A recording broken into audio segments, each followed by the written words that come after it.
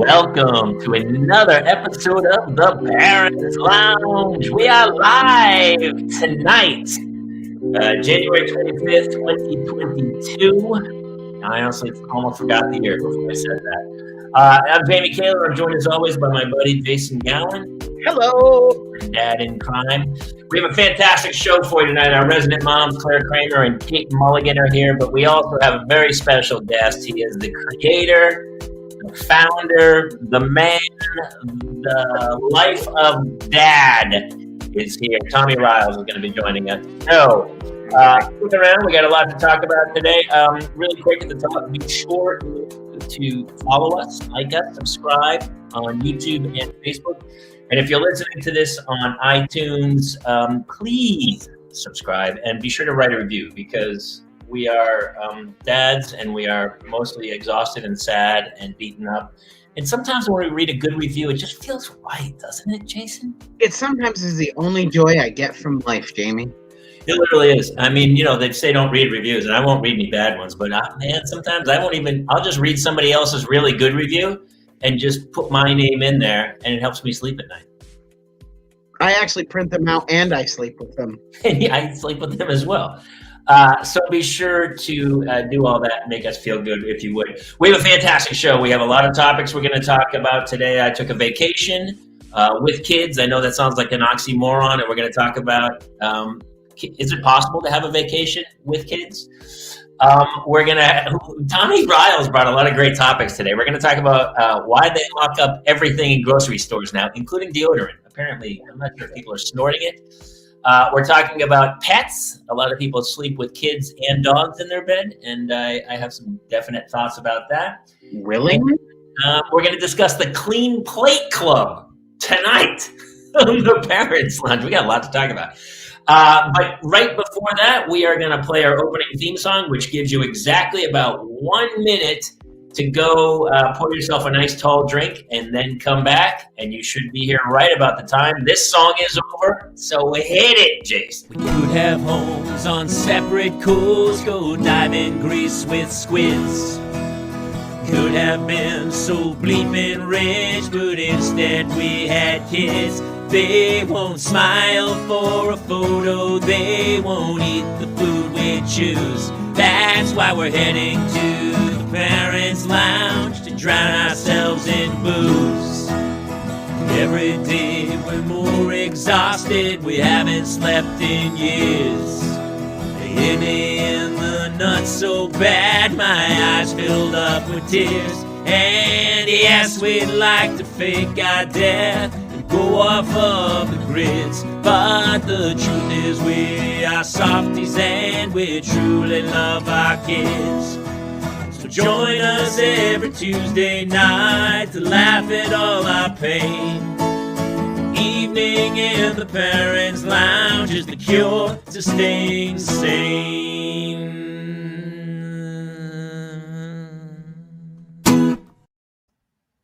Welcome, everybody, to the Parents Lounge, especially Jobo, who's already here. Jason, did you see him?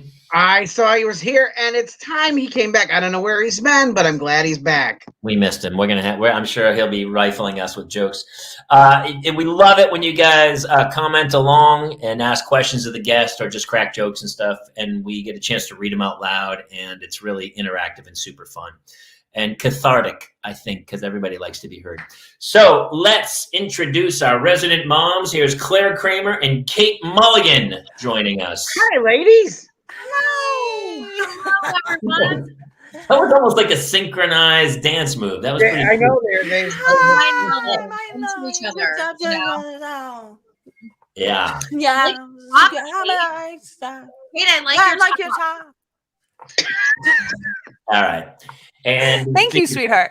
Yeah, you see how it constantly cycles that line up. It's their speech patterns at some point. Yeah. They've been doing the show so long now, they speak simultaneously. Yo, Claire got a tan this weekend. Yeah. Okay. Look at you. I was in Arizona. Oh man, I'll tell you what. I'm holding down at the vampires over here. Jamie, you got a little color. Claire got color. I'm skin. It's just lighting, honestly. At this point, I feel like it's lighting, and I love. Every week we open the show, and Kate Mulligan immediately just goes, Claire, your hair looks fantastic. She looks good. It's such a woman thing. I did the side braid. I've been momming and also working, like that thing called working. So I have not had time to like pretty myself up too much. It looked good, yesterday, Oh, please, Claire, come on. Now you're fishing. You're this is fishing. the leftover. Well, let's bring our guest in. This guy is awesome. I'm really thankful he came to play with us. He's one of the biggest dad influencers around on the internet, especially because he is the founder and the creator and basically the comedic force behind Life of Dad. He also is the warm-up comic for Ellen DeGeneres Show for like the last 35 years or something. I don't know. He's awesome. Please welcome Tommy Riles. Tommy, how are you, brother? Hey, what's going on, everyone? Hey, Tommy. Thanks for having me. Nice to meet you, Kate and Claire. And what's up, Jason? What's up, Jamie? Hey, how are you? It's nice to meet you. Are you like you look like you're in like some velvet, like wallpapered. Yeah. Are you in a sex dungeon? I don't want to get like crazy, but where are you? Here's the thing. My family recently moved from Los Angeles to Nashville. I'm back in LA for work. I'm staying with a friend. My wife, whenever I talk to her on FaceTime or whatever, she's like, "That's the Red Room of Pain that you're staying in." Yeah. From little reference to 50 Shades of Grey for all you fans out there. Hey. But I didn't get it. I didn't get it. But now I know. New Orleans themed room that my friend designed, and I'm going to give you just a little hint of, I don't know if I can show this. Okay, that was the wall art. Jobo says that room smells of leather-bound books and rich mahogany. Yes. I feel like it's the setting for that room has. How many kids does the owner of that room have? He has no kids. So he lives upstairs. Him and his wife live upstairs, and this is their little downstairs studio. It's tiny, but it's I don't want to know little whatever. I don't want to know, Tommy. Like, can be there, whatever. It's either a sex dungeon or possibly owned by the Count from Sesame Street. There you go. No, I think it looks like the best little whorehouse in Studio City, but that's my. Any more jokes about the room? Any more, Kate? You got anything? I do have one. The sheets are sticky. I don't know. I don't know, guys. I mean, it looks like Barnabas Collins lives there. It's got Interview with the Vampire vibe to it going on. I got one thing to show you. One more thing. We got the this is the keys to the other rooms in the other rooms in the dungeon. So you got. Oh yeah, I mean this is that. okay. It's a sex dungeon with a key party. Come on, Tommy. And I think Lincoln was actually shot in the next room over. He may have been.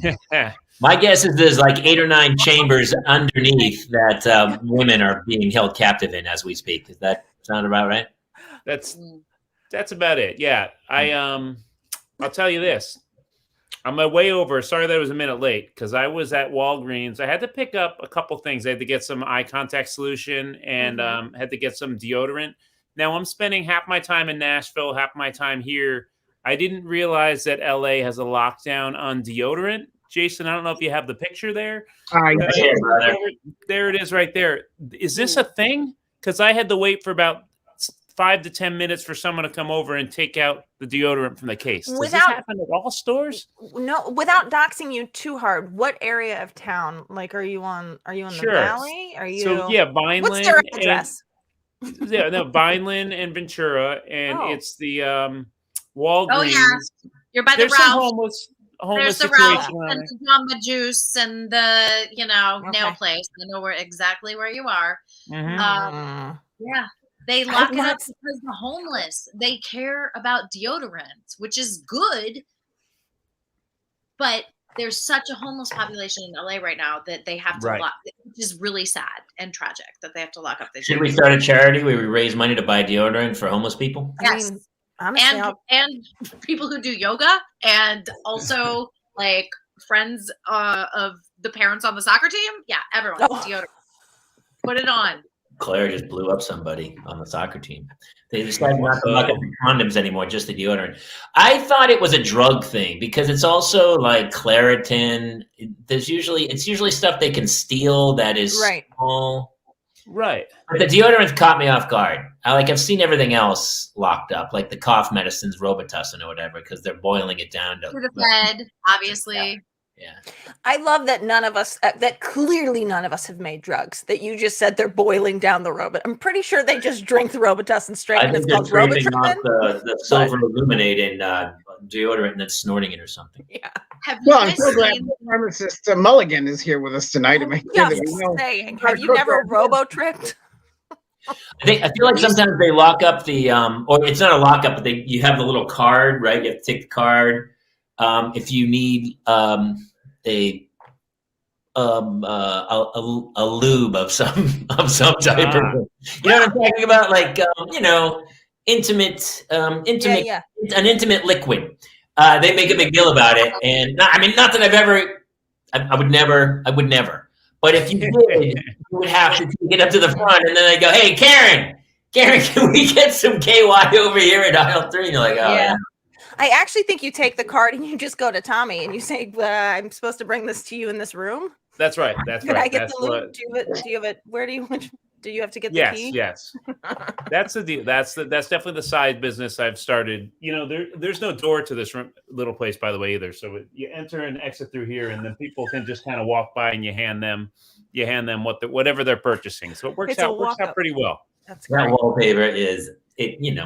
You're the riverboat gambler of the show today. Let's just say that. Tommy, can I ask, is living in two places, is it awesome or is it awful? Or is it someplace in between? It's very strange. It's for a short term. So I've worked for the Ellen Show for 17 years as her warm-up comic, which has been an amazing run. But the show ends at the end of April forever. So crazy. Yeah. So we kind of knew that. We also moved out of town during the pandemic, just ready for something else for our family. So we moved to Nashville.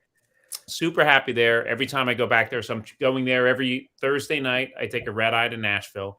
And then Sunday nights, I fly back here to Los Angeles. And I work Monday through Thursday usually. Now, we have 3 kids. Our youngest is 6. She's the one that's having the hardest time with me gone. That's why I've made a point pretty much every weekend I started doing this in September, only a couple months left now. I've gone home just so it's as normal as possible for her. But it's weird. I've been married for 13 years now. So to be kind of like not single, but like alone life away from my kids is wild.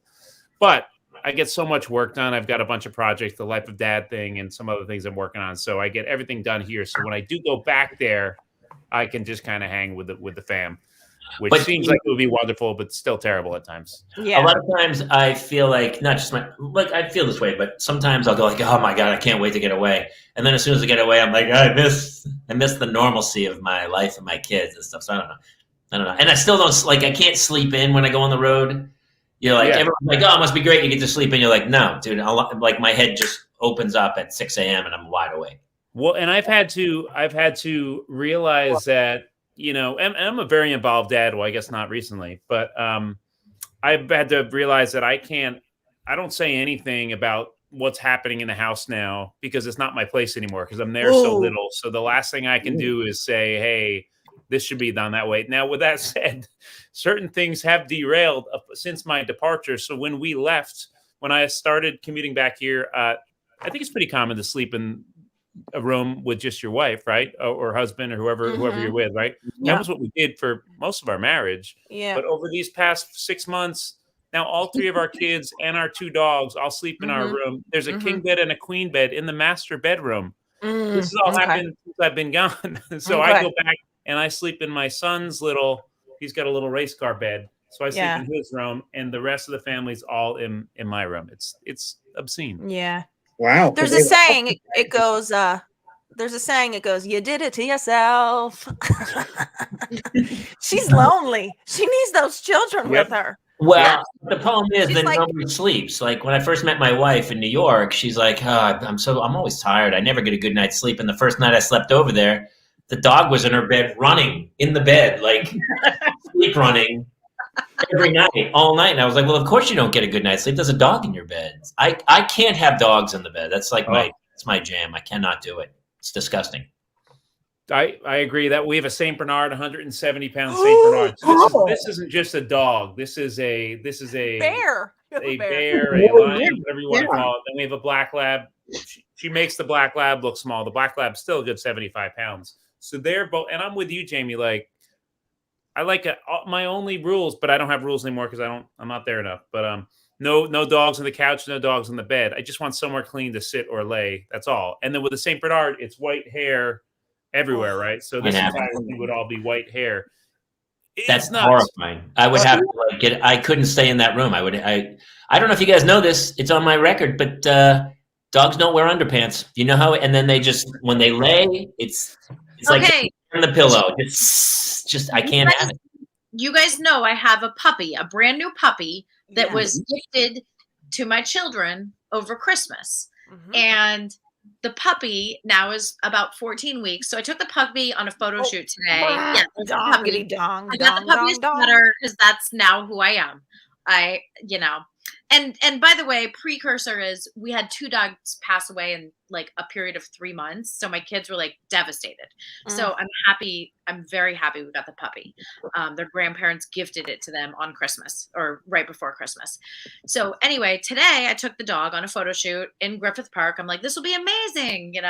Dog got off leash twice, like me chasing the dog around. Finally, what, Jamie? What? You want to say something? What? Yes. I mean, everyone's thinking the exact same thing that I'm thinking. Let's say it at the same time, Jamie. You took the dog on a photo shoot. You didn't go for a walk in the park and go, hey, we'll snap a couple pictures. You specifically went for a photo shoot.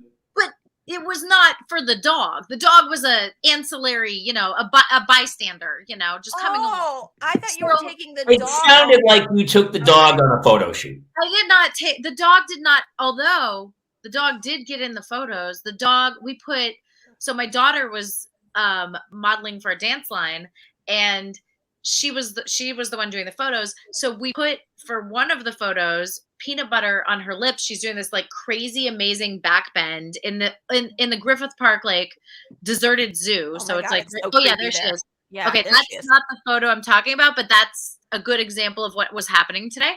And someone doing a back bend.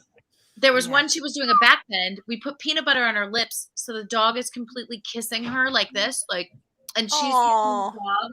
And then we got one of him saying, anyway, point is, he went off leash a couple times, had to chase him around the park, get in the car to come home and go pick up my other daughter at school. The dog's so excited, looking out the window, had 2.5 hours running around Griffith Park. So excited, looking out the window, pees all over me. My shirt, my pants, my car. It's leather seats, but still, I'm like, really? You had 2 freaking hours to be free and do your thing. So I get it. They don't wear underpants, Jamie. That's the point of the story. And in the car, the dog's in the back. The dog's never in the front of the car. Come on. That's insane. It's a baby dog, and it's like, good. So it's little. It'll fit perfectly in the back. Put it in the trunk. I can't have it. I don't know if you guys, did anyone else know this? That if you put peanut butter on a part of your body, the dog will lick that. Is that a true? Is that a? I had to take a photo once. We don't do photo shoots. Well, I guess we do photo shoots with our dogs. So that would be a lie to say. Jamie and I have something to say about that. Royally cute dogs on Instagram is our dogs. But I had to get a photo of, what was it? For some reason, I needed the dog licking my nipples. Sounds strange. I get it. So put a little peanut butter on that, and we got the money shot of the dog licking the nipple. What was it for? I can't with you guys. I mean, it's all sexual double entendres, and I know Mulligan's money shot. There's peanut butter on a nipple. There's a dog. There's a money shot. You and Cramer are like, you guys have an OnlyFans page brewing as we speak. I don't know if I should even say this, but that means I should probably say it. But get ready to roll Kate's thing. Yeah. Do I have to change it to Claire? Do I have to change the name? Okay, so I oh my gosh, I can't believe I'm saying this. I grew up in a really, really, really small town in Ohio, like very few people. And there was one girl that there was a rumor that she put the peanut butter in a certain place and the dog, did its thing. Mm-hmm. And for the rest of like high school, her name was Molly, and she was known as Molly McButter. It was just Molly. So bad. Oh, Molly. And I feel bad that I said that. Maybe she's watching somewhere, but I'm sorry. Maybe she's happily married to a dog right now. Who knows? I don't know. Speaking of anybody, Tommy, I'm going to call back to your velveteen wallpaper and curtains. You read the Hugh Hefner article, right? Did everybody read that article this week? Which article? Oh, the half article. Oh, he was recording everything. Yeah. No, I mean, bestiality. Oh, you guys read. Oh, I didn't read the bestiality part. I read one of the Playmates stories of how she was groomed at 19 by a 50-year-old man. I was like, well, yeah, I could have told that. Yeah. No, apparently, like there were like bestiality issues. So. Oh no. Oh no, I did not read that part. Yikes. Yeah. The only part I read was that she was made to bring other friends into the action. So it was groups, and a lot of group stuff happening. Like, hello, that's no surprise. Like, that's no surprise to anyone, right? No. I mean, at that point, he's like, it's like he'd ridden every ride at the amusement park. He needs to build the ride. He needs bigger rides. I don't know what to tell you. That should be expected if you're on that premise. I've never been there, but if you're on that premises, what this is surprising to anyone? I mean, I've been there. I've been there. I have. I went for a robot chicken. Claire, have you ever been there?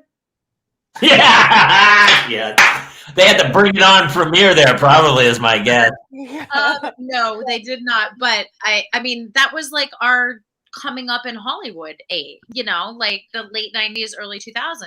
That was like what was going on. She said coming. I know. Kate Mulligan, she's like between the money shot and coming up at the. I mean, you couldn't script this more sexual. There's just all this low-hanging fruit that I want to. I can't not. So his party's going to be way more than mine. I remember walking around and going like, honestly, Tommy, your place you're staying looks like the inside. That's what I'm saying. It's like the Happy Mansion.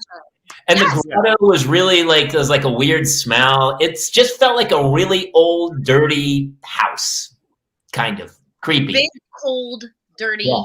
Yeah. Lots of like stuff. And James Caan's ghost was there with me, and he's not even dead yet. But the ghost of him was out at the grotto, and I think Bill. I saw some quaaludes on the ground. No, I don't know, but it was. It wasn't as like I was so excited to go, and then I was like, it is what it is. I would love to know what you think the recipe for quaaludes is, Jamie.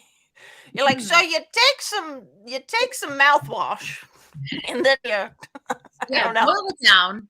I can't even do it to Cosby, but they don't make them anymore. Like you got, like somebody has some in a vault somewhere, I'm sure. Yeah. I did. I won't say who, but I talked to a friend recently, and apparently a lot of people are micro-dosing mushrooms now. Have you guys heard about this? Why did Jeff Lewis tell you that? Because he's crazy. No, he didn't. It wasn't him. But some people are, and this one's kind of like not a drug guy. He's like they're micro-dosing. The mushroom caps. This is old, Jamie. This has been going on for years. It's I'm so out of it. Like you don't full on hallucinate. It just sort of like makes your day a little more colorful, apparently. Yeah, it's a microdose. Yeah. Isn't that like an antidepressant? I guess. Yeah. Well, I don't know. I don't think any of the guys, but maybe you girls can tell us some stuff about antidepressants. All I can tell you is I got delivered a Facebook ad for non-alcoholic wine, and I was like, "Isn't that juice?" Like, I don't understand. Like, what? Why are you delivering me this ad? Just because I do yoga doesn't mean I don't drink. I always did laugh. Like non-alcoholic beer guys would go like, "Yeah, I did 8," and they drink like 6 of them, and you're like, "Dude, I really like the taste." But apparently a lot of people are microdosing hallucinogenics because it's rewiring their brain or something or other and making life a lot easier. I don't know. Nobody else? I've lived like the prudest.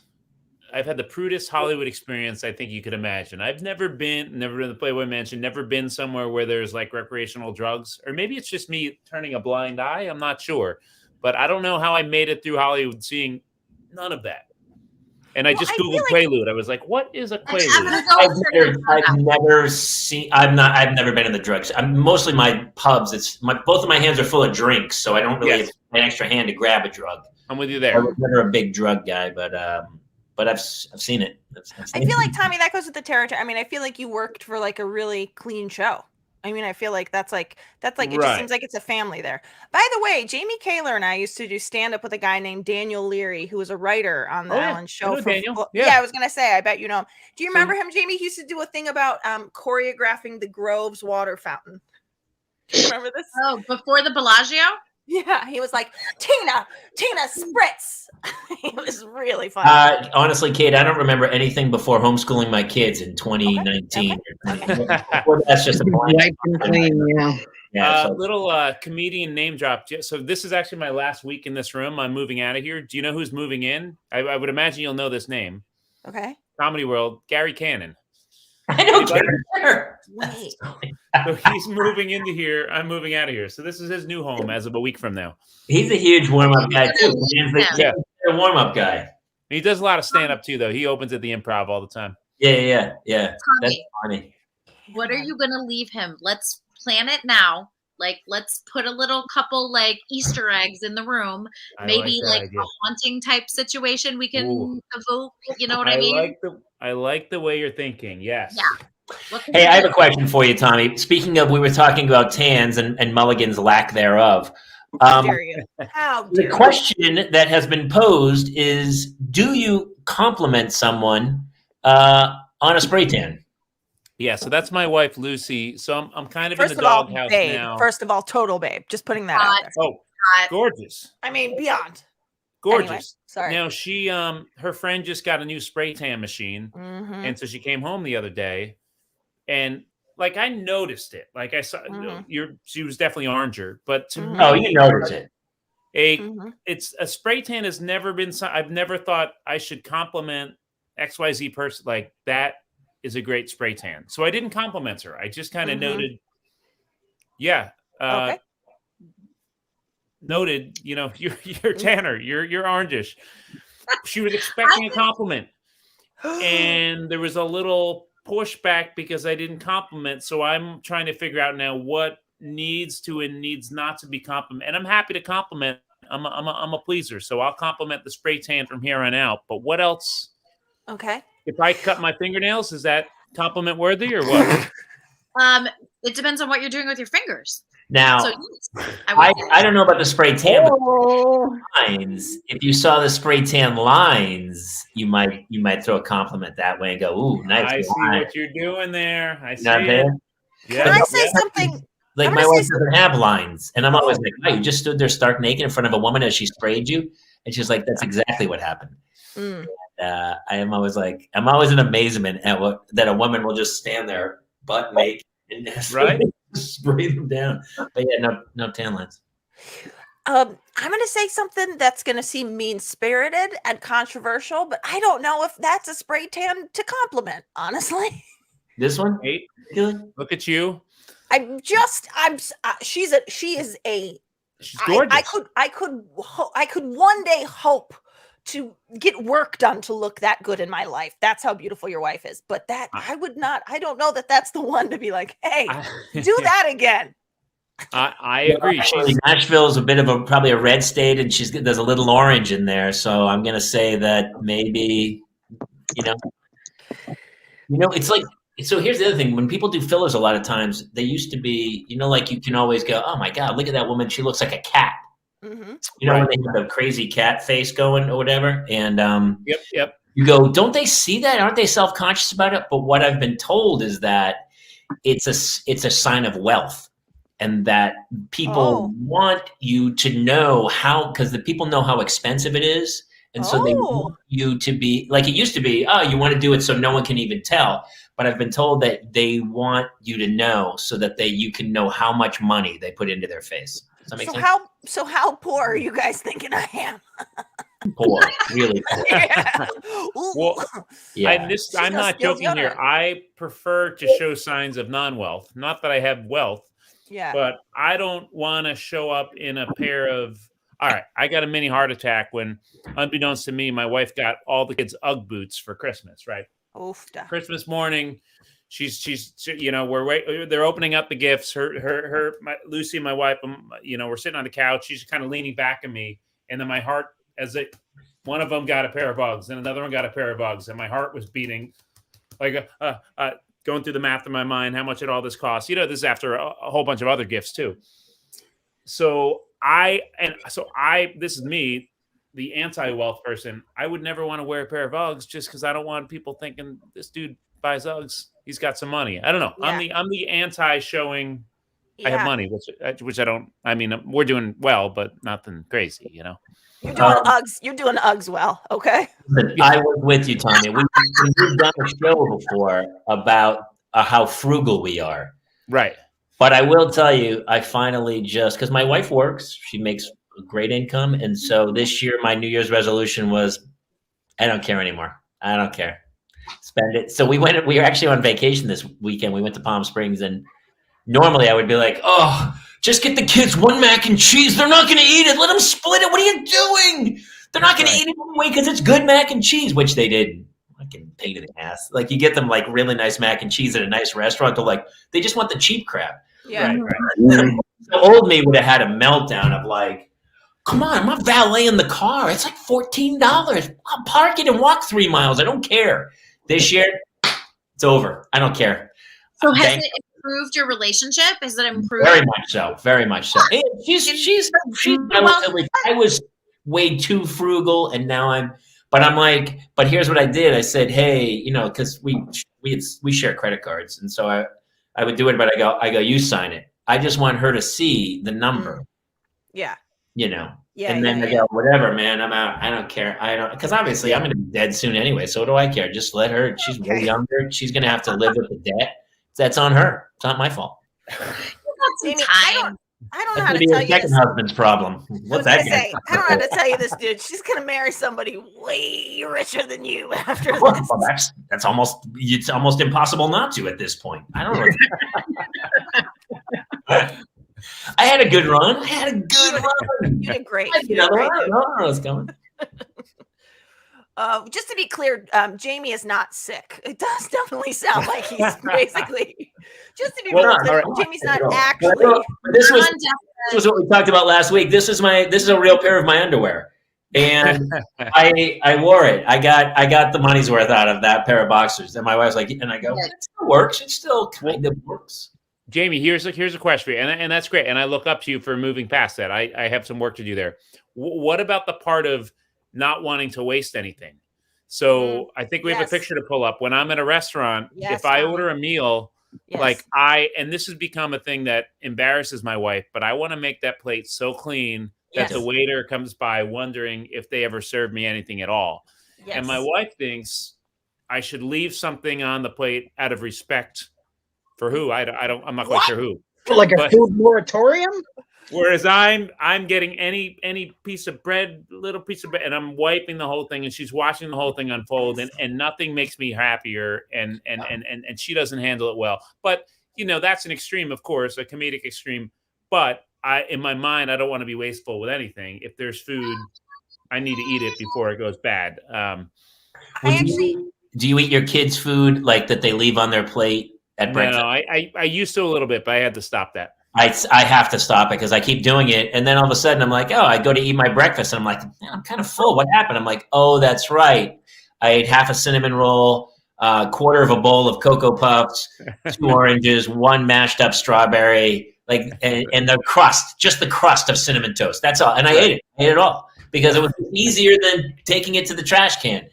And I'm like, why am I so full? And so I need to stop the Clean Plate Club, because I'm the same. I'm like, I can't waste it. You'd think I grew up in the Depression or something, because I have that mentality of like, I don't want to waste anything. But I don't know, Jason, what about you? You got the 3 little kids. Oh, yeah.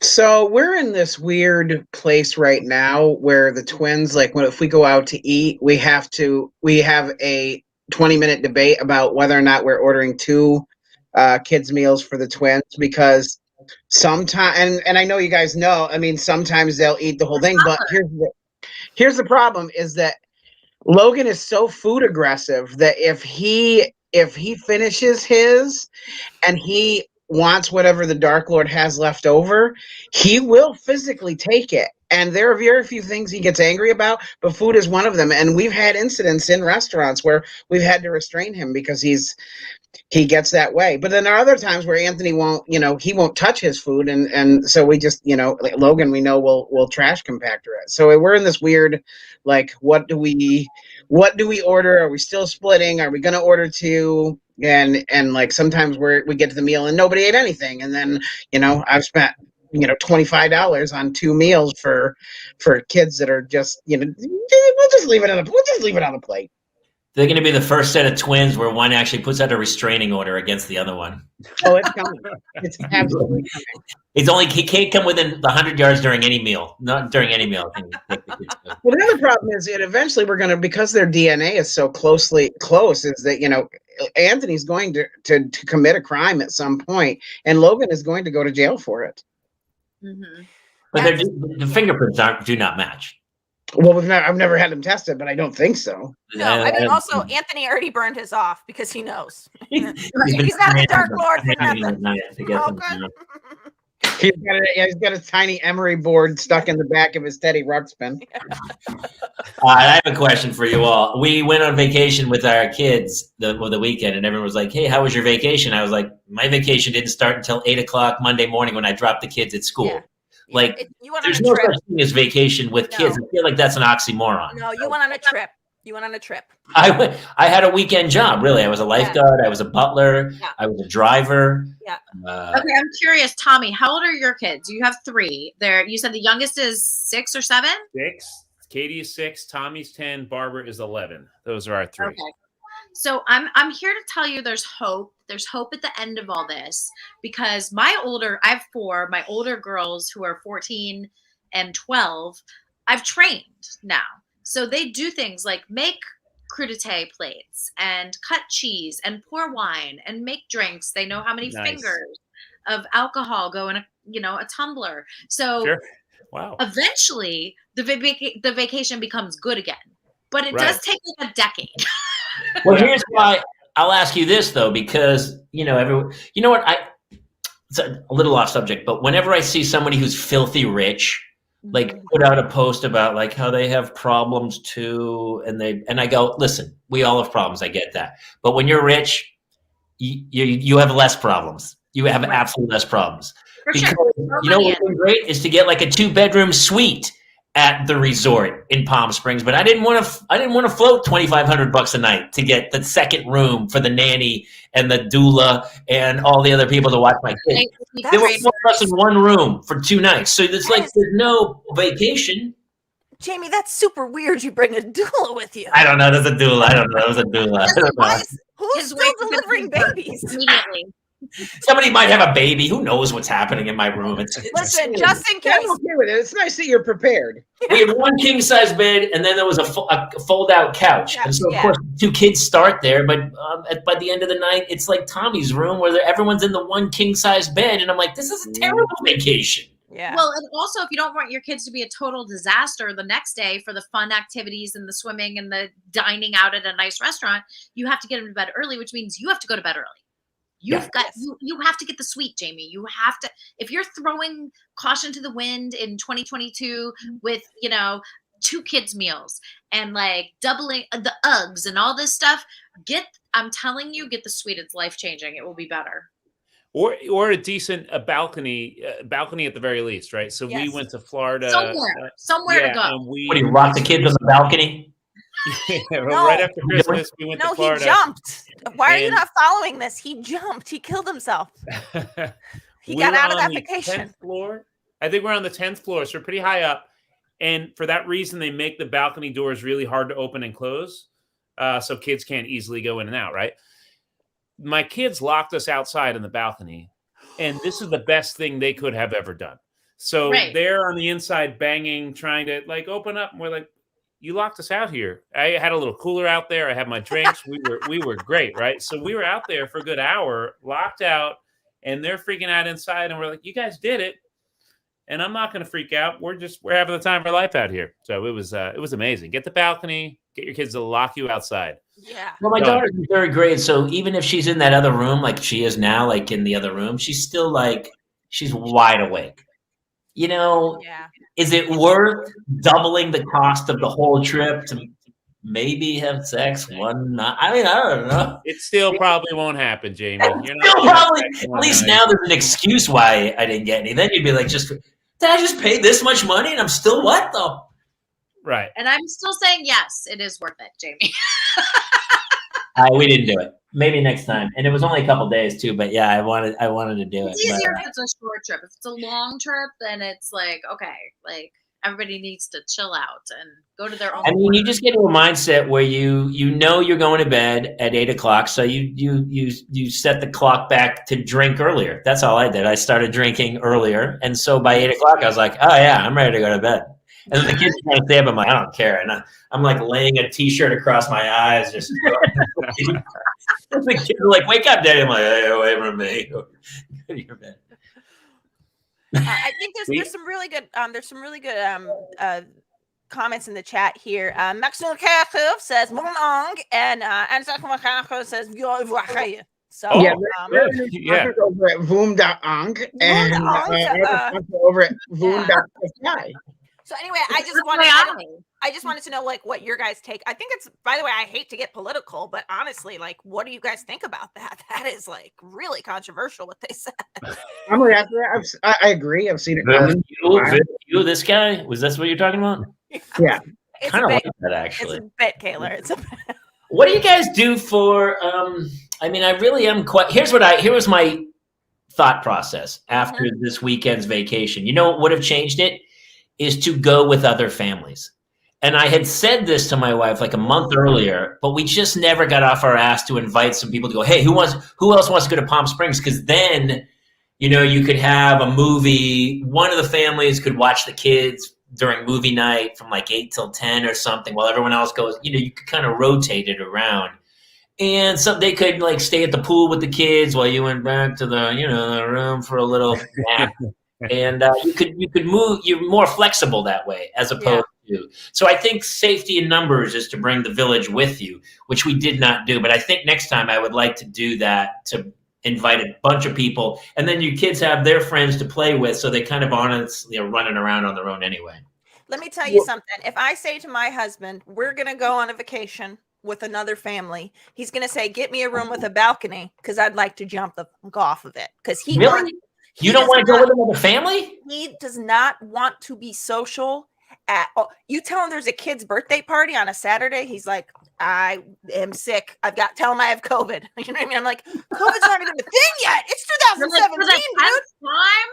He just he does really? not want to play golf because there was no one. I didn't have anyone to play golf with. Like I couldn't do anything. I mean, that's probably because he doesn't play golf. He just wants to sit around and play guitar. He doesn't need to see anybody else. He doesn't. I would love to go on vacation with other families, but Did you marry an autistic human being? I think so. I mean, I don't know. I mean, you've been traveling a ton. What's your experience? Have you ever done vacations with other families, like a group town? I love the idea. It's got to be the right family, right? The right friends. You know, you don't want to choose the wrong family for that. Also, though, one thing I don't like is I'm just figuring out what my wife and me and the kids all need at once. What I hate is being somewhere and having to wait on someone else, and then a group of 12 of us that are going to the boardwalk, so we got to wait for 12 people to get ready to put to go to the boardwalk, right? So like.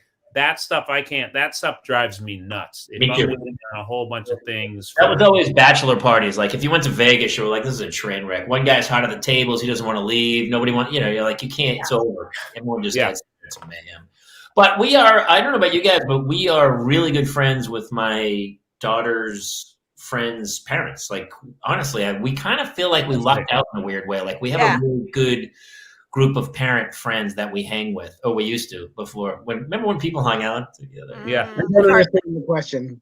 Yeah, I don't know. So I would love to do it with somebody like that. But I know. But you have to also then have your own place where you can go. Hey, we'll meet you by the pool later this morning or something. Having your own place is key. I mean, I've traveled with families on like a pure vacation, but I do a lot of traveling with sports or dance families. So where there's a lot of components, you know, and I think having your own space is key, Jamie. The other thing is like not being betrothed into a schedule. Like, you guys want to go to the pool? Go to the pool. Yes. I'll meet you there when I'm ready. You know what I mean? Don't feel like you have to like jump in. But the great thing, again, about having a 14-year-old is when we go on these soccer trips, all the kids give her all the parents give her $20 a kid for like 3 hours. She makes like a couple $100 watching all the kids in a suite, and we all go out. So from now on, we're just going to bring your daughter with us, and she's just going to go. Yeah. A St. Francis family took her to Cancun so she could do that. Absolutely. I would do that. I mean, it's always like, you know, people. I mean, she doesn't cost anything. She just goes on the vacation, and then at night she watches the kids. Get her a room. And by the way, the other parenting hack that I am new to, but I'm still like workshopping this, but I got in December, I think I may have mentioned this on the show, air tags for all my kids. So now I track them all on my phone. Right. Yeah. Wait, what is the tag on their phone, or what's the air tag on? No, they don't have phones. They don't have any electronics. So I ordered wristbands off of Amazon that hold the air tag. So it basically looks like a little watch. Or if they have their sports bags, I put the air tag on like a keychain in their sports bag, and then I know exactly where they are. And then they take it off and they put it on the dog that's still at home, so that when they sneak out at night, the dog's still registering. I haven't learned that yet. Yeah, you know what else I learned, because we were sleeping in the same room. We were all in the same room. I learned that my daughter talks in her sleep. Oh. This is really crazy. This is going to turn into a bit eventually. I kind of wrote it out, but this was nuts. Middle of the night, it's like 3 a.m. It's super quiet. They're on the little fold-out couch. You know, I'm kind of awake. I think I went to the bathroom and I went back. I was laying there. I was kind of awake. And all of a sudden, I hear out of nowhere, Hannah kind of, she rolls over. And all she says is she goes, quick, destroy, and went back to sleep.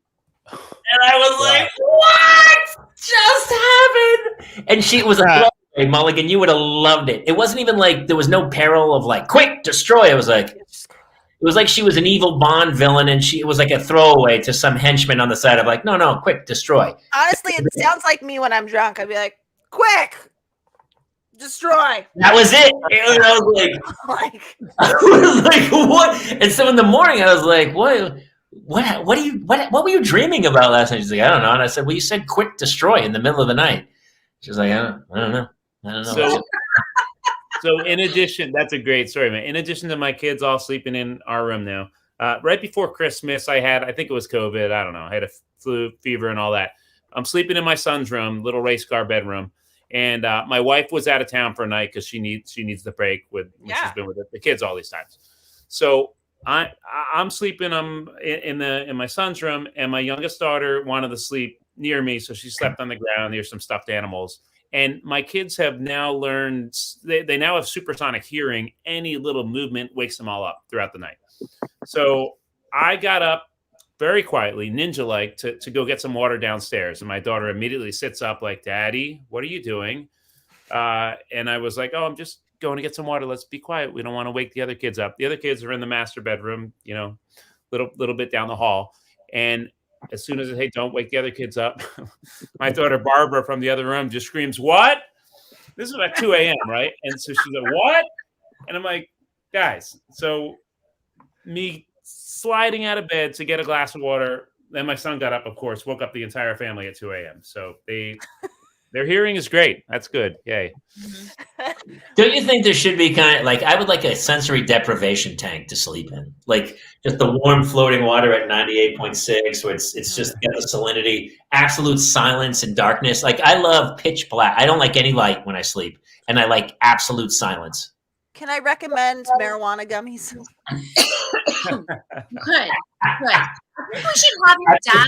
Your father ate them all, Kate. I know, it's true. I'd like to have him on when he's ready to talk about his experience. Yeah, I also would like to. Also, I have so many questions about raising you as a child. It is crazy, dude. I mean, it's like I just want to get a good night's sleep. And all of a sudden, there's like 4 of us in a room, and you're like, well, this is a train wreck, man. All of a sudden, you're waking up every 30 minutes. This is terrible. Terrible. What do you think about this? Because I've already scheduled this, and I've mentioned it to her every week. I have a solo vacation. I haven't done one ever in our whole relationship, but I am going. A buddy of mine's doing a crazy golf weekend at Bandon Dunes, this insane golf resort off the coast of Oregon. And I'm like, I've been pleading with like, I really want to do this. I'm doing this. She's like, well, who's going to watch the kids? I go, I don't know. We got to figure it out. I kind of tell her, I go, you need to take a solo vacation. But I think moms more so than dads have like this terrible guilt about going away without the Kate Mulligans. Already like, nah. I feel fat. Honestly, I think it's really important that both parents should once a year have a solo vacation with some friends, however you want to do it. Jamie, you're not describing a solo vacation. A solo vacation would be you going to a hotel room by you're going on a vacation with a pal. You need to say, I'm going to go do a vacation with a pal, and then I'm also going to get a solo vacation. Dave Schrader says solo vacation equals rehab. Honestly, I thought about rehab lately. I was like, man, that would be great. That would be nice. I could use 90 days off. We do this all the time. I mean, listen, I could do I've done stand-up. I feel like when I go do stand-up, Tommy, you probably feel the same. Whenever I tour, that feels to me like a solo vacation. Sure. I have a little gig I got to do at night, but for the rest of the time, I'm kind of on my own. But this is, I've in our whole marriage, I've never had just a vacation where I wasn't doing stand-up or working and I went away without my family. Yeah. You need that. You need it. Yeah, you need that. First ever. Has she? Since we got married, since I had kids, I haven't had a birthday party. I haven't done anything birthday, not once. Has your wife gone on a solo trip or a friendship? No. Oh wow. Yeah, you guys both. You both need. We have. They've been like marriage savers for us, and then also vacationing without our kids. We went one time. She won a trip at work, and we went twice. We went away. But here's the problem, and here's why. I used to, because I had kids really late. I didn't have kids till I was 50, and I was like, well, why do people have kids when they're younger? I go, this is crazy. I kind of had a great life, and now I'm ready to have kids, and I found out it's because my parents are gone. We don't have anybody to watch. We don't have anybody to watch the kid. We don't have any family. Yeah, you're like super painful. My daughter. Anytime anybody watches our kids, we pay them, and it's and all of our friends and neighbors they're like, we went to Cancun for the weekend. I was like, who watched your kids? I was like, we dropped them off with the parents and left for 4 days, and nobody knows how lucky they are. But until you don't have that, it's pretty fantastic. Oh, go ahead, Kate. No, I was gonna say your parents don't have to be dead for that. You could just live away from them. Also, I mean that's the position we're in. Well, they can fly in, which we did once. We flew her parents in. Not if they're going through chemo for cancer, Jamie Kaler. Unbelievable. And ODing on gummies. I had 4 kids under 5 by myself here. No help, no parents, no relatives, nothing.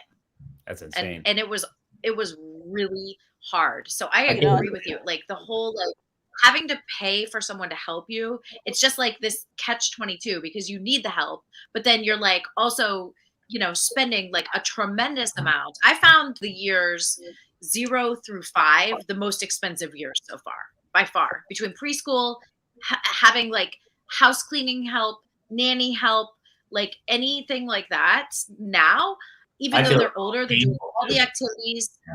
Yeah. Well, Jason's in the middle of that. That's where he is. He's living in that right now. I'm dying on the inside. No, you're dying on the outside as well, brother. That's also true. Yes, that's true. Yeah.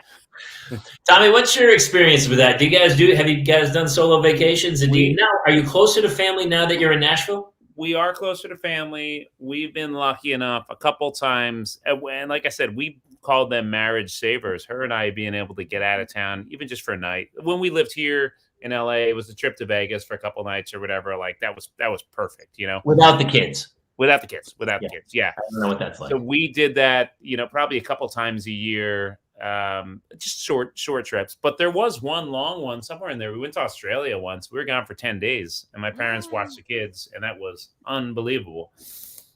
my wife got pregnant on that trip. So there was that. So and it's all a circular process where, and then we couldn't do anything for a bunch more years. That's fun. So, but I'm all in. But now, again, with where I'm at right now, I'm gone so much. So I'm telling her, go. When I get back, I'm like, go see your family. Go there with a friend or whatever. So she's taken a bunch of mini trips in this past year because I'm gone 5 days a week. And I want her to do that. You know what I mean? So she can. I have to convince my wife to do that because I've been pleading with her to go do that, because she really has no downtime. I mean, she's just been burning it. So it's hard. Right. I only had issues leaving the kids when I was nursing, which I nursed for 2 years with the second and only 16 months with the first. But that was the hardest because it was just like, I'm not going to spend my vacation pumping. So, but other than that, like once he turned 2, I was like, bye guys, have fun. So we're kind of in a weird place because, we've talked about it before. My wife had the stroke after the twins were born. So for me to leave her, I have to have a whole system in place, even for like 20 minutes. Like I have to have a system in place in case something happens, because Jace isn't old enough yet to, call 911 to let them know what's going on. And we're just not to that place. And so even for me to, like, when I had, the heart monitor and stuff on last week, I had to have somebody come and sit with her while I went for 3 hours to get the test done. So for me to do a trip away from her at this juncture would be completely impossible. And then the fact that, what? I was going to say, how does it feel to hear us complaining about how hard it is for us to get away? Do you hate us all now? No, okay. I hated you all before. Okay, just checking. Thank you. Every time I do feel bad about my life, I talk to Jason for a little bit. And I'm like, oh no, I'm okay. I'm okay. This is Jason's vacation, and he's spending it with he invited the wrong families, like we were talking about earlier. So he's just here, weekly vacation, not having a good time, but with friends. Well, Tom, I have a question for you, because you do with Life of Dad. Honestly, I mean, you hear from everybody because you have such a great community of parents who kind of support each other. And you're doing this, is it only once a week or something, where you do a live show with call-ins? It's kind of I don't want to say motivational, but almost cathartic. It's been really once or twice a week. So I do like we get a ton of messages of parents that are like, hey, I feel really alone, or I'm not happy. We just get these messages all the time. Or like, parenting is really tough on people. So somewhere along the line, I was like, and Facebook started this new thing where you could do an audio room. It's kind of like Clubhouse, the app, but you could do an audio only show, which is kind of relaxing, I find. So I've done, it's a gratitude-based show most of the time, where I just kind of get on and we'll talk about like my process, what I do each morning, which is I try to spend like 5 minutes just thinking of what I'm grateful for before I start my day. And that way, when the tirades with the kids happen or things derail with work or whatever, at least you're in a good space. And I found that started to help a lot of people. And I keep getting messages like, hey, this is really helpful. This was like a really peaceful part of my day to listen to it. So I'm like, cool. So and it helps me out too. It kind of starts my day in the right way. So man, thanks for checking it out. If you heard one of them, I really enjoy them. Actually, I've tuned in quite often. Oh, cool, Jason. Thanks, man. It's great because I normally spend a good hunk of the morning thinking of the things I'm ungrateful for. Exactly. This tracks. To kind of flip it like that really reminded me. I was like, oh yeah, there's some other going on. Honestly, I think you could just also have Jason come on and somebody could complain about something, and then Jason could explain how his life is a little bit different than that because he can't leave his wife alone for 3 hours, and everybody would feel better. You could also do that. We'll call it the one up hour. I'm sorry, what's your problem again? Oh, you're not. Oh, have you talked to Jason? Have you talked to Jason? When he wanted to go get it, part only runs at 25%. Yeah, that's awesome though, man. I think that's assumed because it is funny, man. People, for all the grief people give to social media, it is. I mean, especially over the last 2 years, every post I see are people just, and I was talking to somebody and they were like, "Well, you seem like you have it all together," and I say, I'm joking. I'm hanging on by a thread, man.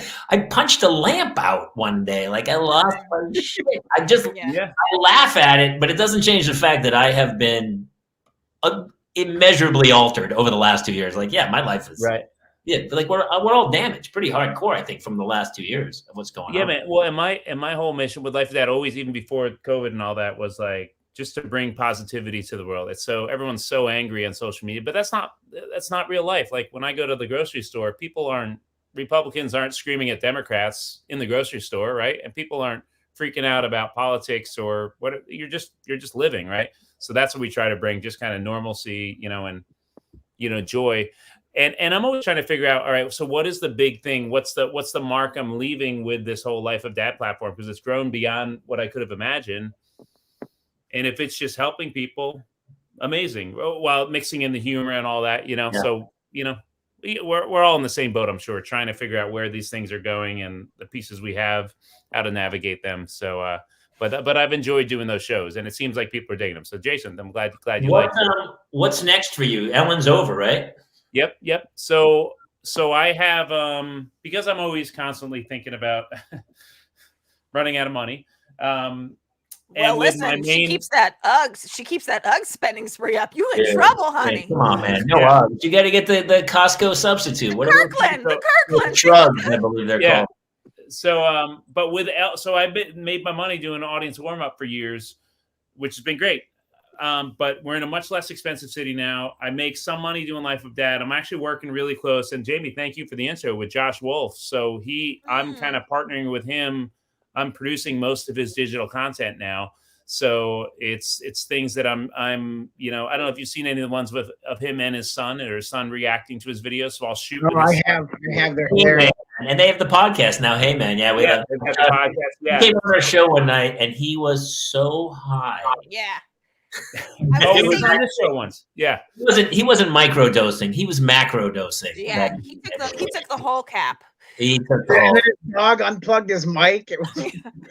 I love Josh. He moved to Vegas though. Josh is in Vegas now. Yeah, he went from Nashville to Vegas. He's on the empty nest tour of the country. Yeah, but I'm helping him run his social media now, which is cool. So I have 2 income streams once Ellen ends, and that helps me out a lot. Yeah. So that's quite emotional when Ellen ends. Well, I'm sure. After 17 years, but I'm sure you never know, and then you'll end up getting another warm-up gig and popping back out to LA at some point, I'm sure. Yeah, I won't take another like full-time one though. Like that boat kind of sailed for me. That's the hardest. That's the hardest job in Hollywood, I think, by the way. Yeah, and I'm not saying it to blow smoke up your ass, but like truly, like any show I've ever been on, that when the person's warming up, I'm like, well, that's the person that's working the hardest on the show right here. Yeah. It's an interesting job, but I think it's like a young man's, like, I just don't want to be doing it when I'm 65 or whatever, you know what I mean? And I love digital content so much. So that's why I'm kind of okay with kind of pivoting away from that now and focusing on this stuff. So what's funny, since doing this, I'm the same. It's like, back in the day I would drive across town for 3 hours to do 10 minutes at some club in front of 15 people. And now I'm like, no, I don't feel like doing that anymore. I'd rather just come on and hang with my friends and then make some other content of some sort. But yeah. I know the kids today. My daughter Hannah is it wasn't even from me. Her cousin showed her iMovie on her iPad over holidays, and they were making little movies with little Hatchimals and stuff. And she's been making movies, like tons of little movies. And then the other day she's like, hey, can I get a YouTube channel? And I was like, whoa, slow down, dude. And then I was talking to my friend the other day. He's like, well, some of those kids are making like $20 million. I go, hold on, let me see what it looks like. Really. I mean, my kids are at the age, the older 3 have social media accounts that I obviously manage, or not manage, but like make sure they're not posting bad stuff. And they have. River just got off a 30-day ban from TikTok, but TikTok, not by me, from TikTok. How do you get banned? What happened? She posted a video. She's a dancer, as you guys know, and she posted a video of her and her friend in like briefs and crop tops. and they pulled it down because she's 11. They did the same thing for me, but for different reasons. Right. But you know what? I actually think TikTok is like, I mean, you would start your own TikTok, Jamie, and then let your girls, Hannah and Claire post, like, because it teaches them. They're so much more proficient at like maneuvering and like doing all this editing on a phone, which is crazy to us. Oof. Yeah, I don't know. I'm in a real quandary about it. I don't know what to do about it. Whether to, because it's like that's their technology, and it's the metaverse is coming. It's just going to be a matter of time before this show we're just the avatars, and we can look out at the audience and talk to them in person. I mean, that's what's coming. So, Jamie, you'll be dead by then. No, I'll be long time. But I'm talking about my wife's next husband, Kate. Oh, okay. Is he going to be funny right into this show? Yeah, Is that how that works? He's a guest. I have him booked in August. So his name is Joey Cobbler. It's Joey Cobbler. Yeah, Joey Cobbler. Joey Cobbler. He's got a lot of money because he invented Cobbler. Did you see the cop in the news who had to resign because she had an OnlyFans account? One of the other cops discovered her on OnlyFans and reported her, and I was like, "Well, you should be kicked off too for going on to OnlyFans." Also, don't shame her for making her scratch on the side. That's what I said. Mulligan's has got a page somewhere. Where's the guilt in that? Did you hear it? My page is called No Fans. I have one that's called Homely Fans, but it's terrible. Yeah, ain't nobody trying to see this kangaroo pouch. You know what I'm saying? Now, Tommy, do you let your kids do the social media thing at their ages, or like where are you at with that stuff? They're not that into it. My oldest, Barbara, she's at heart younger than 12. Tommy, the 10-year-old, is all gamer, video games, which is going to start heading into that probably. Some of these games you can talk to other people while playing or whatever. But with him, and I'm so proud of him, I have a deal with him. If he wants to play video games, he's got a code, and he's coding now at 10. He's got a code for a half hour if he wants to play video games for an hour. So this kid, I got a deal where he takes 2 coding classes a week. That was like kind of a life of dad deal. So he has a private coding teacher twice a week. He's killing it at 10. So, and he loves it too. So he loves gaming. So, but I just want him to see. Are those coding lessons virtual? What's that? Are the coding lessons virtual? Yeah. You talked about those the last time you were I remember you talking about them last time. I didn't know they were virtual. Yeah. He is so good at it. And I mean, the world is at his fingertips if he just keeps pushing and he enjoys it because he loves gaming. He loves figuring out how all this works. So he'll be coding the metaverse. Like that's, Claire, you're nodding. Coders? What's that? Claire, you're nodding. Are your kids coders? No, but I think it's so smart. I think it's like absolute. Like I would like them to be, and actually gives me an idea because you guys know I have struggled with like the 3. I kind of feel like I have in the right places, and with the oldest, I've struggled to like find like where does she fit in? Like what's gonna like happen for her career, and or what tools can I give her? And so I'm actually getting a great idea from you, Tommy, that I'm gonna like sign her up for a class. Dude, Girls That Code is like a hashtag. That's a big thing now. Girls That Code. Like, if she's into it, she could be really successful. That's cool. Yeah. My daughter did one code class. Like I remember, like it must have been 1st or 2nd grade. And she loved it, and she was like so excited. It was like this crazy thing where she made the character like dance and then turn to the right and then turn back and then jump or something. And that was like she's like, and I was like, yeah, that's amazing. She's blown away. So yeah, it's kind of interesting. You guys, I don't think my kids need coding because one of them is going to be a Lego builder. So we're good. We're good here. There you go. And mine will be in the Pennsylvania State Judiciary System, so I won't have to worry about anything there. I just hope my wife's 2nd husband is a coder because that's going to be. Sorry, his name is Joey Coder, not Joey Cobbler. Sorry, Joey Coder. We should have a contest by the end of the summer, and we'll have like who will Jamie's replacement be? And we'll do like a reality show contest. Yeah, remember when they replaced the singer for In Excess? We'll have a show like that, and we'll just show my family and then cross my face out, and then guys, it'll be like The Bachelor, but you're marrying into a family. I mean, I think it's like planning your own funeral, or like, you know what I mean? Like buying your plot in the graveyard. Like, go ahead and pick the replacement. I think that's smart. I think so too, and I think it'd be a great. Honestly, they should do The Bachelor that way. Instead of having it should be like a woman with like 3 kids and a bunch of accountants and insurance brokers, and they go to an island and they're all like, "Holy shit!" And none of them are in shape. They're like just trying to survive and just getting drunk all day. That would be super good show. Good content. Jamie, what are the odds? What are the odds it's Conan that replaces you? Conan? Yeah, like worst case scenario, it's Conan, right? 3 to 1. 3 to 1 odds. And he's like, you'll do. It's either going to be Conan or John Michael Higgins, one of the two. Honestly, those were very successful, rich guys. I'm sure she'd be very happy. I mean, honestly, even if they came in now, she'd leave me in a heartbeat for either of those two. So, yeah. It's all the eggs she wants and the sweets.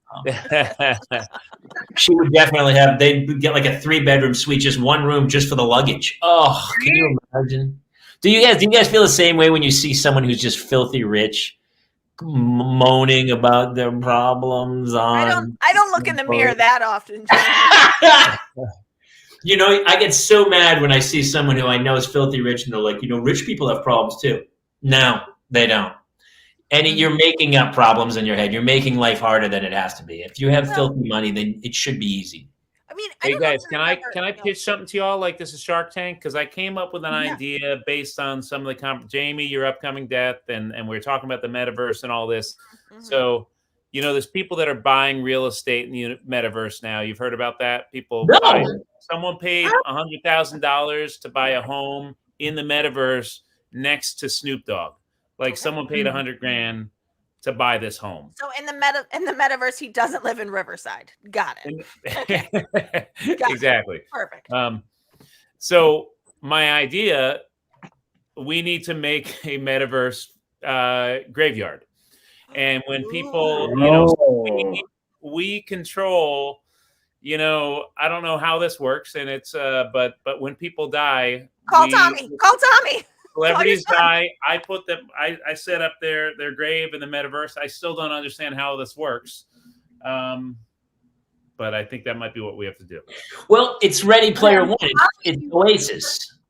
The problem is the metaverse. Like people can just walk. You're dead, and everybody else can just forget you without there's no social conditioning to make people do a funeral like there is. So I actually think you need to start a bridal shop or something like that, where it's still life giving, either a bridal place or a I don't know, workshop this idea. But I like where you're going with it. But when we go to Jamie's tomb, we can have all of his friends. We've made a video. All of his friends have said things, and we can start filming it soon. So everyone's speaking about him and his life. And I would love to go tonight. And you see his video, right? And then I'm on my way right now. I have a question about the metaverse. So you're saying that people have already bought space in the metaverse. Is that true? That is true. Mm-hmm.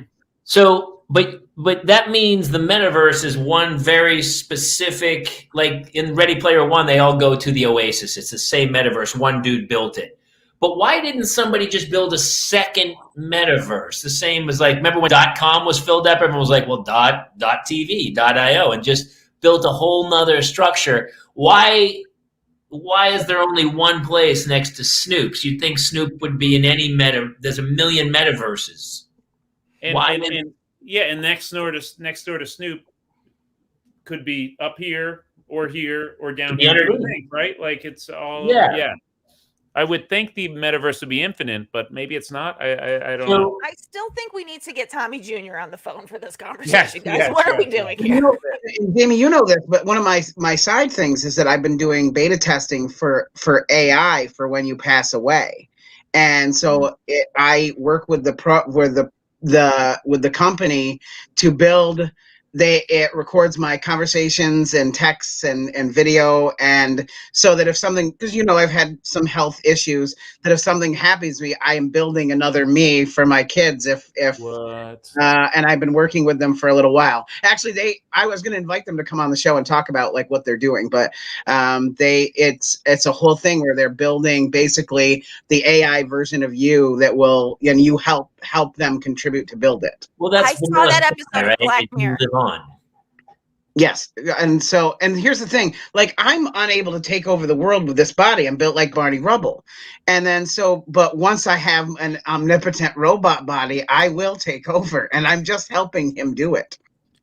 I've seen this episode of Black Mirror. It does not go well. And I'm not kidding. There's an actual episode of Black Mirror about this. I'm throwing caution to the wind, Mulligan. This is my way. How does it always go bad, by the way? Vanilla Sky, of course, he's the one guy who it glitches in the afterlife, right? Because it's just basically his perception in the afterworld. Why doesn't it? Why do you guys think that there will come a day when you can either put it into a clone body or into a robot, and that your mind will live on, right? It makes total sense.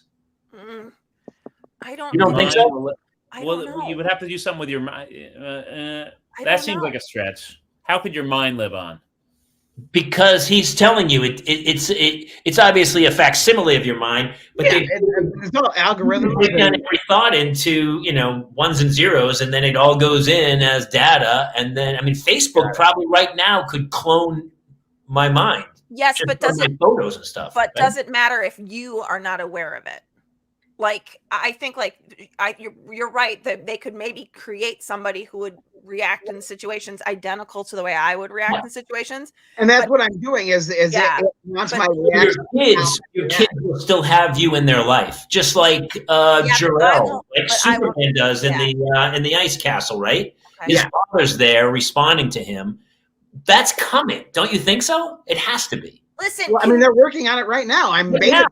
Absolutely coming. Yeah. And then it will be like a clone that will hold you and hug you and still respond and react exactly the way I would have within that time. Can I tell you, Jason, I sent a picture. This is what I'm hoping for. Before we duplicate minds, can we figure out how women can pee in public? Can we figure that out? Okay. Let me work on that. Let's close with this, because I wish you to set this up a little better. I didn't know I thought it was the heel of a shoe. That's also what I thought first, so Claire commented after it. So the other day I have two boys. I take them on a hike. We all have to pee. I drink a gallon of water every day. There's not a place I can go but we're on a hike.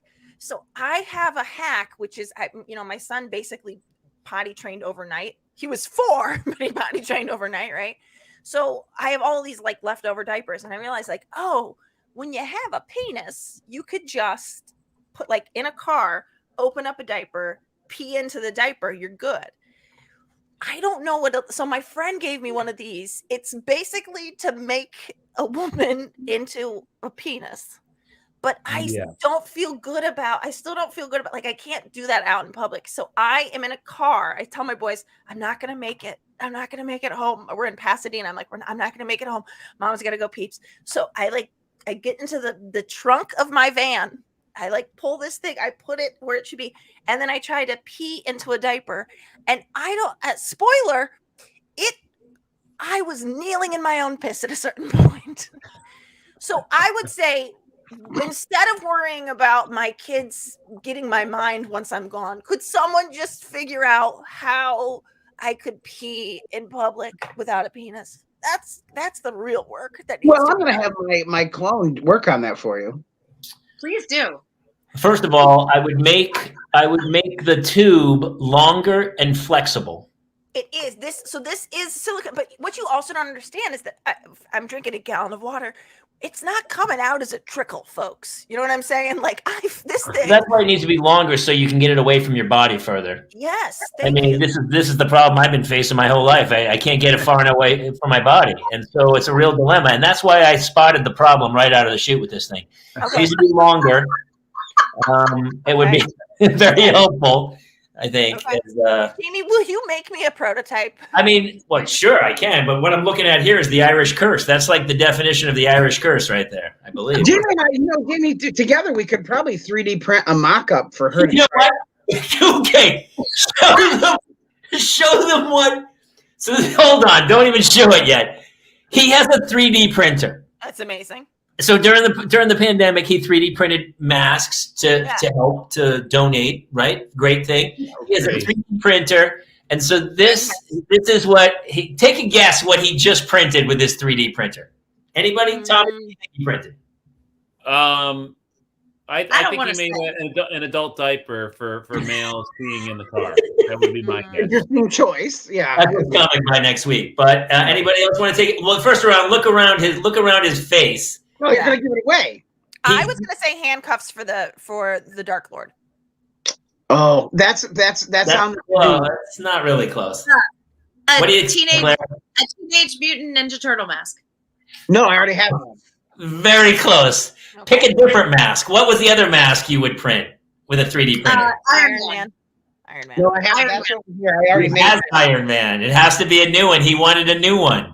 Bluey? Did you print Bluey? If you printed Bluey, I'll kiss you on the mouth. Okay, you're a Marvel fan, so I am thinking of everyone who's wearing a mask. It's a showpiece only. That'll help. But you put the size of your head into it before. Yeah, I mean, you printed it to the size of his head. I don't want to get canceled. Oh, then I need to give you the size of my labia so that you can really make me a she-cup. Well, I mean, I want. It's going to be really long, Mulligan. It's going to be really long, man. I need a lot of molding clay for that. I don't even know what to say to that. Hey, it's just off the rails. Show what you made.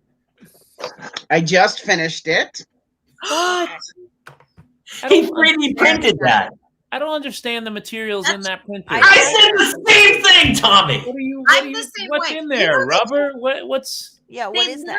It comes out as basically. Go ahead, Claire. I'm sorry. Right? He 3D printed a house, but now tell us about the mask. Okay, so basically, I get a spool of plastic thread. Somebody else built the model, but I had to resize it in a drafting program, and then I 3D printed it, and then I had to use epoxy and fill in all of the imperfections, and then I hand paint it. It's beautiful. Okay. It's gorgeous. So yeah. Okay. So this is what. So now that you've seen the quality of my work, Kate, we can solve your problem. Hey, how much, just curious, how much was the cost of ink or materials for that one printing? I'm just curious of how that works. So with paint and so the material to print the mask itself was about $20. The paint and the epoxy, another 20. So roughly 40, 45. I'm going to find you a Black Panther mask that is $15. I'm gonna just check Amazon. So somebody printed a 3D house? $15. Oh yeah, they absolutely do. You can. They 3D print houses, food, whatever you want now. I love that other people are like food. I didn't print. So you can bakers and culinary artists can get edible materials and process them through the fruit, and the printer will fabricate it and print them out. So like icing, they can liquidate and then it plots it out on a graph, and it can heat it up, and then it solidifies upon contact, and they can print like any 3D design you can make with but you're trying to eat it, so the ink, the printer ink has to be. It's an edible material. You can't just use I'm using. Is it like in The Fly when he tries to get the steak to go from one pod to the other? Do you guys remember the movie The Fly? And yes. It doesn't taste right because it's not the actual material. Well, it's a little different than that because no, it's exactly like that. It's just melting it down and then it re-solidifies. So it'd be like thawing a popsicle and then refreezing the popsicle on the other side. Oh, but you're saying that we already had the popsicle, so we didn't need to make it into a new popsicle. Why are you making a new popsicle? Mulligan, jeez. Okay. Also, I would like to say, if you don't want to spend $40 printing your own mask, you could also get one from Ruby's Costumes for $9.99. I'm just saying. Yeah. I'm just saying. I guess I know I'm missing the point. You know I what? think most people are watching this going, okay, did he print a gun? Did he 3D print a gun? Can't you print a gun these days? You can. Yeah, I mean, you can print pretty much whatever you can. If you can dream it, you can draft it. You can print it. So like, anytime my kids like break knobs in the house, I just 3D print new ones and put them and fix them. You have way too much time on your hands for a guy with 3 little kids, brother. Mm-hmm. I love next time I talk to you when you're like, oh, I'm losing my mind today, I'm going to go, are you sitting there sanding and filling the holes with epoxy on a Black Panther helmet and painting it? Ask me when I started this helmet, Jamie Kaler. When Black Panther came out 5 years ago. Correct, yes. Is that right? It is a nice helmet. We did it. All right, this has been going on way too long. We got to wrap this thing. Tommy, for the love of God. Amen. Thanks for having me. People will just find you at Life of Dad, I think. But it's that easy. You do those, are they random, the peaceful, what is it called? Yeah, usually Tuesday mornings is my go-to time for that. Yeah. It's called the gratitude and goal setting. Gratitude and goal setting. Yeah. And then Tuesday evening they can come here and listen to me say labia. Hey. You know? On the she cup, the fitting for the she cup. That's happening. Yeah, exactly. I'm gonna get on that tomorrow. Thank you. You're welcome. I won't make fun of your 3D printer if you can make me an effective one. And then for Mulligan, they can find you here Tuesday. They'll find you on OnlyFans. On OnlyFans. Claire, are you off doing more Buffy the Vampire signings and shenanigans? Not right now. What do I have coming up? Yes, I have something coming up in February, but so a little break and then back at it. Putting stuff on tape right now, waiting for that next job. I just had one today. I know that's the life we lead. All right. Well, listen, Tommy, are you in town? You're in town through April, though, right? I'm here, dude. We still gotta get that. I know you're literally like a mile away from you right now. We're go grab a beer. I'll hit you up. I guess that's it. Jason, you want to tell everyone what they need to do? Yep, you can find us here live every Tuesday night, 10 p.m. Eastern, 7 p.m. Pacific. You can find us on Facebook.com/The Parents Lounge, YouTube.com/Jamie Kaler, and Twitch.tv/The TPL Show. And if you want to listen to the audio version, we are available at iTunes, Spotify, or wherever else you get your podcasts. I couldn't have said it better myself. All right, you guys are awesome. Thank you so much. This made me laugh so hard tonight. I'll see you all next week here on the Parents Lounge. All right, everybody. Nice